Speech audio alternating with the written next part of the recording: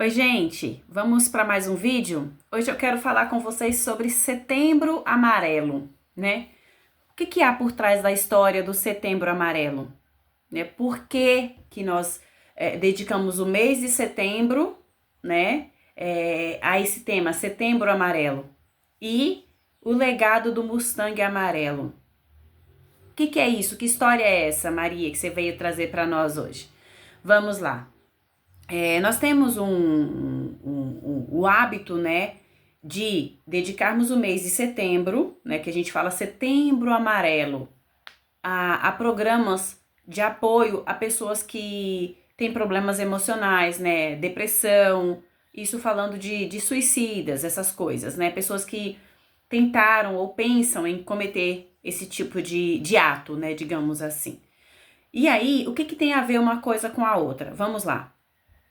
Nos Estados Unidos tinha um garoto chamado Mike M, isso por volta de 1990, enfim.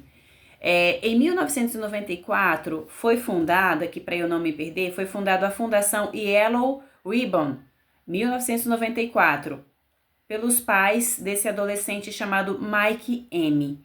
E aqui eu começo a falar para você sobre a história. Esse era um adolescente brilhante, engraçado, amoroso, esse Mike. E ele gostava de ajudar as outras pessoas. E ele era mecânico. Ele comprou esse carro, esse Mustang, e reformou e pintou ele de amarelo. E ele ajudava outras pessoas. Então as pessoas passou a se referir ao Mike como o garoto do Mustang amarelo. Entende? Aí é que começa toda a história. Por quê? Esse garoto, ele tinha problemas emocionais. E ele lutava contra esses problemas emocionais todos os dias. Então, ele ajudava as outras pessoas, ele se dedicava, ele sorria, ele era altruísta. Só que por trás de tudo aquilo, nós tínhamos um garoto sofrendo, um garoto com muita dor, mas que não sabia como colocar isso para fora. E ele acabou se suicidando na garagem da sua casa ao lado desse Mustang. Face a isso, os pais, juntamente com os amigos dele, começou a distribuir fitinhas amarelas e começaram esse movimento Yellow Ribbon em 1994 para ajudar outros adolescentes, outras pessoas que estavam, né, passando ou estão passando pelo mesmo desafio que o Mike, né? O Mike, ele não soube falar para as outras pessoas sobre a dor dele. Então, o que que os pais do Mike quis fazer com tudo isso? Ajudar outras pessoas a se abrirem, a falarem mais dos seus fantasmas, das suas dores. O Mike, quando ele planejou, né, essa questão toda, ele deixou um bilhete assim: não se culpe, mamãe e papai, eu amo vocês. Ele desistiu da vida por causa da dor que ele estava sentindo, mas ele não queria que os pais, para você ver o quanto esse menino ele era genial. Mesmo ali no momento de dor, ele resolveu deixar o bilhete para os pais, para eles não se culparem. Ele ainda pensou nos pais, mas ele desistiu de viver. E aqui nós não estamos para criticar, para julgar uma pessoa que tem depressão, que tem ansiedade, que já tentou, já pensou em cometer esse tipo de ato contra si mesmo. A questão aqui é oferecer ajuda, é buscar entendimento, é respeitar a dor do outro. Porque assim, só uma pessoa que tem depressão, que está em um quadro depressivo, é que sabe o quanto é difícil levantar da cama e viver mais um dia, sabendo que a própria mente está jogando contra. Porque uma pessoa que tem depressão, a mente dela joga contra ela o tempo todo. O tempo todo. Então é uma luta interna, é uma guerra interna que a pessoa trava com ela mesma. E essa pessoa ela precisa de ajuda, não de crítica, não de julgamento.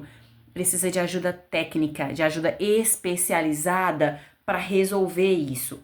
Porque assim, depressão não é frescura, gente. A pessoa que sofre com isso, de novo, ela tem a mente dela lutando contra ela. Quando ela olha para o passado, ela só vê tristeza, ela só vê mágoa, ela só vê problema não resolvido. Então o que acontece? Ela começa a pensar em para que viver? Por que viver? Para que viver? Para quem viver? Talvez se eu morresse, a minha família ficaria melhor. São esses os pensamentos que vêm, entende? Então assim, é acolher. Nós precisamos acolher essas pessoas. Se estamos percebendo que a pessoa está com sinais de depressão, não é eu chegar para a pessoa e falar, viu, você está com depressão. Não, não, não. É eu tentar conversar com ela, orientar ela a buscar uma ajuda especializada, sabe? Alguém que de fato esteja tecnicamente preparado para ajudar, mas também que tenha amor pela profissão. Porque para ajudar essas pessoas é preciso muito amor, muito respeito, muita compreensão, muita empatia, para que a pessoa se sinta à vontade para falar, para que essas pessoas não se sintam julgadas. Porque na maioria das vezes, essas pessoas elas se sentem julgadas, sabe? Por estar passando por isso. Então, assim, essa é a história do Setembro Amarelo. É uma luta, né? É um movimento para ajudar essas pessoas que estão passando por esses desafios. E não para ficar julgando, ou não porque eu vou pegar um lacinho amarelinho e vou colocar aqui um broche amarelinho, vou colocar aqui no peito, vou fazer um post ali no Instagram, sei lá, na minha rede social dizendo que eu apoio a causa. Enquanto que na minha casa, no meu ambiente familiar, no meu ambiente profissional, eu tenho pessoas que estão com isso e eu não faço nada para ajudar. É uma chamada aqui para consciência, gente, não para julgamento. Claro que a gente só vai ajudar a pessoa quando a pessoa se permite ser ajudada. Mas nada me impede de chegar para a pessoa e falar assim: você quer conversar? Caso você queira conversar, eu estou aqui. Ou eu posso te indicar alguém. Entende? Nada me impede de chegar para alguém e oferecer um ombro. Mas a questão é, eu quero fazer isso? Ou eu estou fazendo isso para postar numa rede social? Essa é a questão. Gente, esse foi mais um vídeo, somente um toque, né, sobre o Setembro Amarelo. Eu espero que tenha feito sentido para vocês. Muito obrigada pela atenção e até o próximo vídeo. Fique com Deus e bem-vindo setembro, bem-vinda primavera. Eu amo esse mês, esse é o meu mês, é o mês em que eu faço aniversário, então é o mês que eu amo.